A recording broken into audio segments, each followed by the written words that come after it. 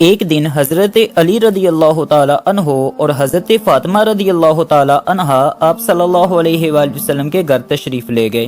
دیکھا آپ پر گریہ طاری ہے، وجہ جاننی چاہی تو فرمایا میں نے شب معراج میں اپنی امت کی عورتوں کو جہنم کے اندر قسم قسم کے عذابوں میں مبتلا دیکھا، اور ان کو جو عذاب ہو رہا تھا وہ اتنا شدید اور ہولناک تھا کہ اس عذاب کے تصور سے مجھے رونا آ رہا ہے۔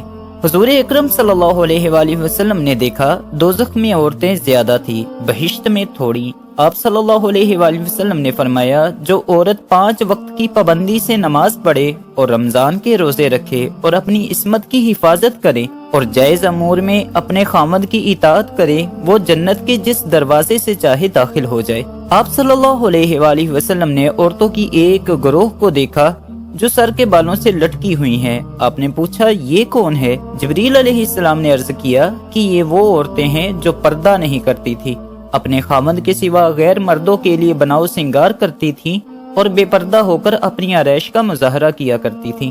حضور اکرم صلی اللہ علیہ وآلہ وسلم نے اس کی وضاحت فرمائی کہ میں نے دوزخ کے اندر عورتوں کو کس کس طرح عذاب میں مبتلا دیکھا۔ ایک عورت کو دیکھا جو بالوں کے ذریعے جہنم میں اندر لٹکی ہوئی ہے اور اس کا دماغ ہنڈیا کی طرح پک رہا ہے۔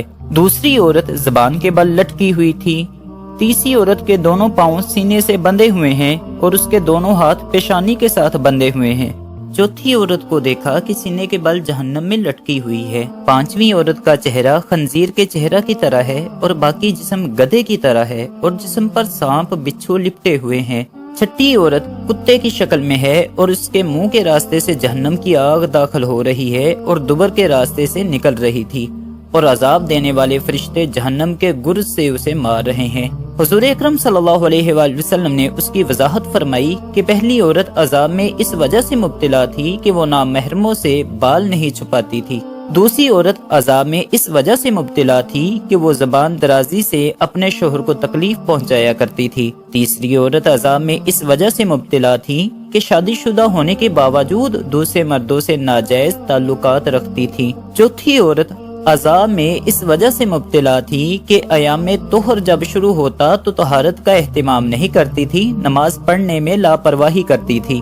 پانچویں عورت پر عذاب چغلی کھانے اور جھوٹ بولنے کی وجہ سے ہو رہا تھا۔ غیبت یعنی کہ کسی کی پیٹھ پیچھے برائی کرنا، اگر اسے معلوم ہو جائے تو وہ اسے ناپسند کرے۔ چغلی کھانا یعنی فلاں میں یہ برائی ہے اس نیت سے بتانا کہ ان میں بدگمانی نا اتفاقی لڑائی ہو، یہ چغلی ہے۔ چھٹی عورت اس وجہ سے عذاب میں مبتلا تھی کہ اس میں حسد کرنا اور احسان جتلانا تھا۔ حسد یعنی کسی کے پاس نعمت دیکھ کر دل جلے اور یہ تمنا کرے کہ اس سے نعمت چھن جائے اور مجھے مل جائے۔ اللہ پاک سب بہنوں کو پردہ کرنے کی توفیق عطا فرمائے۔